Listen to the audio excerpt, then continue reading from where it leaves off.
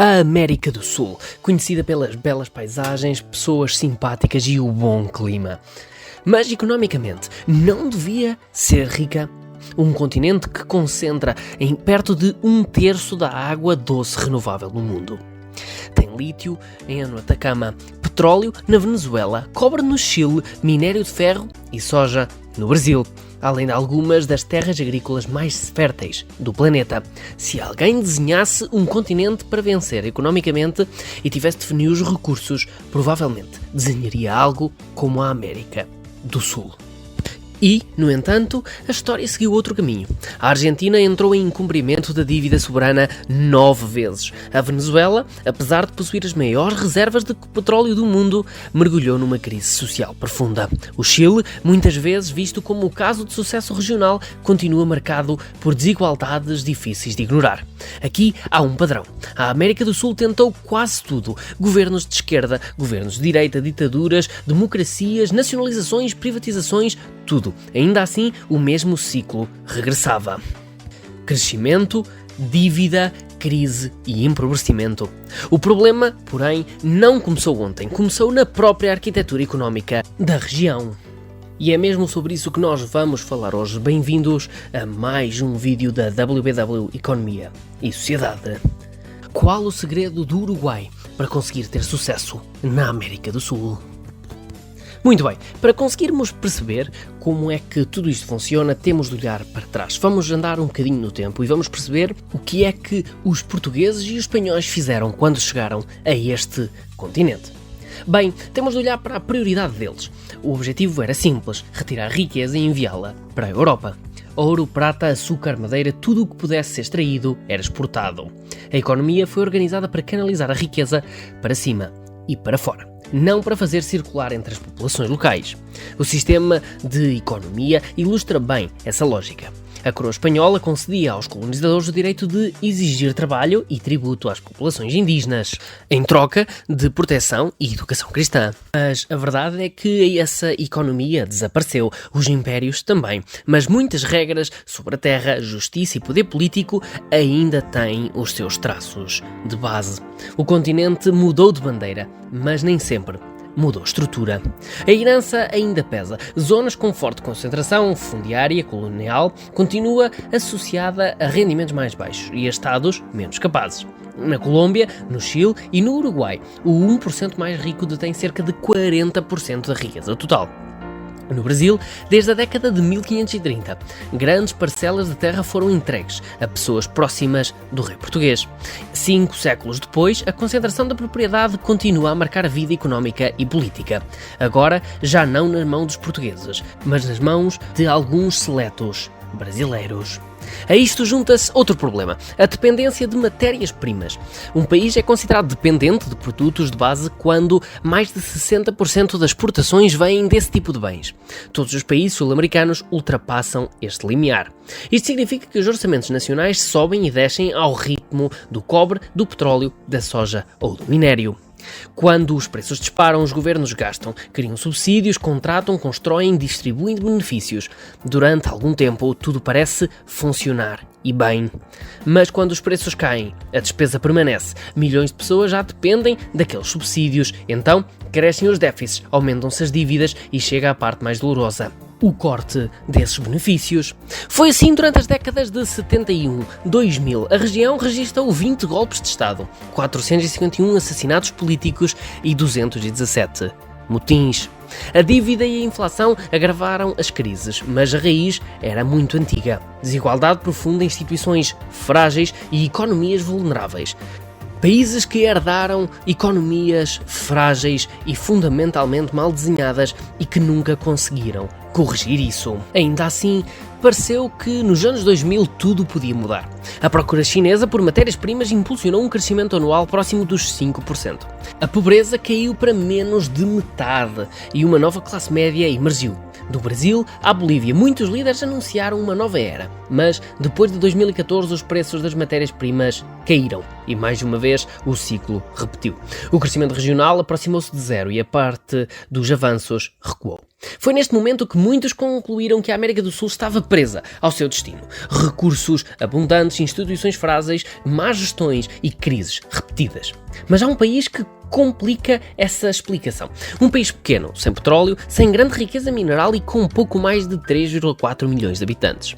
Esse país é o Uruguai. O Uruguai é também um país dependente das matérias-primas. Mais de 80% das suas exportações assentam em produtos agrícolas. Também teve desigualdade, crise de dívida, ditadura e dificuldades económicas, mas partiu de uma base histórica ligeiramente diferente. Quando os espanhóis chegaram ao território uruguaio no século XVI, não encontraram ouro nem prata. Encontraram resistência indígena e pouco incentivo imediato para ocupar o território. Durante quase 100 anos, a região foi largamente ignorada. Mais tarde, disputada por Espanha, Portugal, Argentina e Brasil, mas nunca foi totalmente absorvida por uma grande máquina colonial. Quando a fixação europeia ganhou escala, vieram sobretudo criadores de gado e imigrantes da Espanha e da Itália. Em 1860, mais de um terço da população uruguaia tinha nascido fora do país. A economia não ganhou ali profundidade que teve no Peru, na Bolívia ou noutros territórios.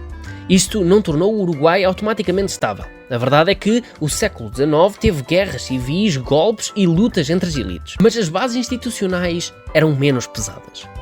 Essa diferença ajudou a abrir caminho a José Batlle e Ordaz entre 1903 e 1915. Construíram o primeiro Estado Social da América Latina. As 8 horas de trabalho foi aprovada em 1915. A educação tornou-se gratuita e obrigatória. Vieram pensões de velhice, seguros de desemprego e saúde pública. A ideia era simples e poderosa. Antes de exigir produtividade às pessoas, o Estado deveria criar condições para que elas participassem na economia. Batlle enfrentou ainda a Igreja Católica, reforçou o caráter laico da República e separou a Igreja e o Estado. Proibiu crucifixos em hospitais em 1906. As reformas foram lentas, imperfeitas e nem sempre lineares. Ainda assim, criaram uma cultura política rara na região. O país também sofreu. Teve estagnações, obviamente, nos anos de 50 e 60, por exemplo. Uma ditadura militar entre 73 e 85. Crises devastadoras, destacam-se a de 2002. Durante anos, o Uruguai tinha funcionado como um refúgio bancário para os argentinos. Quando a Argentina congelou depósitos, por exemplo, em 2001, muitos correram para retirar o dinheiro dos bancos uruguaios. Em 7 meses, os depósitos caíram para metade e o peso perdeu mais de metade do valor. Em 30 de julho de 2002, o Banco Central declarou feriado bancário por 4 dias. Num país exportador de carne e cereais, 1 em cada 10 uruguaios passou a depender de ajuda estatal para comer. Mas o país não colapsou politicamente. Reestruturou a dívida, deixou a moeda de flutuar e reconstruiu o sistema bancário. E voltou a crescer, já em 2003. Em dezembro de 2006, pagou a dívida restante ao FMI, 4 anos antes do previsto. Hoje o Uruguai segue entre os países com menor percepção de corrupção no mundo e é o menos corrupto da América do Sul. Também uma das poucas democracias plenas da América Latina, juntamente com a Costa Rica. Podemos ver ainda a estabilidade política. Entre 2016 e 2022, o Peru teve 7 presidentes. O Uruguai teve 2. Mas foi o José Pepe Mujica, quem projetou o país no imaginário global. Antigo guerrilheiro, passou 14 anos numa prisão militar, muitos deles em isolamento extremo. Libertado em 1985, com o regresso da democracia, entrou na política. Em 2009 foi eleito presidente. Durante o seu mandato, a pobreza caiu de 18% para menos de 10%. O salário mínimo nacional mais do que duplicou, acima da inflação. Mujica recusou viver no palácio presidencial. Ficou na sua pequena quinta nos arredores de Montevideo. Conduzia um Volkswagen Carocha de 1987 e doava grande parte do seu salário. Quando o chamaram o presidente mais pobre do mundo, respondeu que não era pobre e que vivia livre.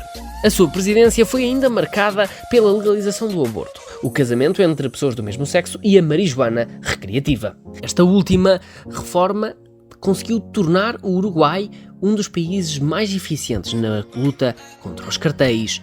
Em dezembro de 2013, o primeiro país do mundo a legalizar plenamente a cannabis recreativa a nível nacional. A lógica era pragmática. Se o mercado já existia e gerava dezenas de milhões de dólares para organizações criminosas, o Estado podia regular e retirar o espaço a estes cartéis. O Uruguai, porém, não é uma utopia. A criminalidade aumentou, sobretudo em Montevideo. O déficit orçamental cresceu durante a presidência de Mujica. O custo de vida é elevado e o mercado de trabalho é pequeno, o que leva muitos jovens qualificados a sair. A grande contradição uruguaia é esta. Criou uma vida digna de permanência, mas nem sempre oferece as oportunidades suficientes para que os seus cidadãos possam permanecer. Ainda assim, a pergunta mantém-se. O Uruguai conseguiu construir uma democracia mais estável, menos corrupta do que os seus pares nas Américas. Por que é que os outros não copiaram? A resposta é fácil. O Uruguai é um país pequeno. E é verdade, a escala ajuda muito. Há menos população, maior proximidade política e mais facilidade em construir consensos. Mas isso não explica tudo. El Salvador tem 6,4 milhões de habitantes. O Paraguai tem cerca de 7. Nenhum deles construiu um modelo semelhante. A característica do Uruguai é ser homogéneo. Mas esta explicação simplifica demasiado. A verdade é que os afro-uruguaios representam cerca de 10% da população e enfrentam discriminação persistente, segundo estes. O país nunca foi uma comunidade sem tensões. A explicação mais honesta pode ser outra. Nem tudo pode ser copiado, mas muita coisa pode ser aprendida. Não se pode apagar a economia do Peru, nem desfazer 5 séculos de concentração fundiária no Brasil. Mas é possível copiar transferência pacífica de poder, por exemplo. É possível investir nas pessoas. É possível preservar políticas públicas úteis, mesmo quando o governo muda. A transição energética mostra isso. Sem petróleo, gás ou carvão relevante, o Uruguai dependia de importações caras, sobretudo em anos secos. O físico Ramon Mendes Gallián propôs uma solução: aproveitar as zonas agrícolas planas e ventosas e pouco povoadas para instalar energia eólica, adaptar a rede elétrica e reduzir a dependência externa. O plano avançou. Em menos de uma década, o país passou a produzir quase 99% da sua eletricidade a partir de fontes renováveis. Uma das razões foi a rede elétrica pública. A eletricidade, a água e a internet são tratadas como serviços públicos. Essa escolha pode não ser sempre a mais barata, mas permitiu alinhar o investimento e interesse coletivo. Há, portanto, 4 lições uruguaias. A primeira, o Estado Social e a democracia estável não são projetos separados. Quando as necessidades básicas estão protegidas, a política tende a ser menos explosiva. A segunda, as instituições funcionam melhor quando as pessoas sentem que pertencem a elas. No Uruguai, a proximidade entre os cidadãos e os partidos, sindicatos e associações ainda conta. A terceira é que a civilidade política também é uma política económica. Quando cada governo destrói o que o anterior fez, perde-se capital institucional. A quarta é fazer devagar um poder e uma força. O método uruguaio, cheio de debate, referendos e negociação, irrita qualquer pessoa que queira rapidez. Mas o que nasce desse processo tende a durar. A América do Sul tem 5,5% da população mundial. Terra fértil, água, minerais e recursos decisivos para a transição energética. Mais de metade das reservas conhecidas de lítio estão nessa região. Sobretudo no triângulo formado entre o Chile, a Argentina e a Bolívia. O Chile, por si só, representa mais de 1/4 da oferta mundial do cobre. E a verdade é que o mundo vai necessitar destes recursos. A questão é saber se serão apenas extraídos, como sempre, ou usados para construir economias locais fortes.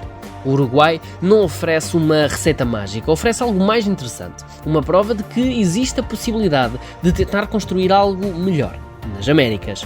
Mostra que um país pequeno, limitado em recursos naturais e marcado por crises conseguiu criar instituições estáveis, baixa corrupção, Estado social e transição energética rápida.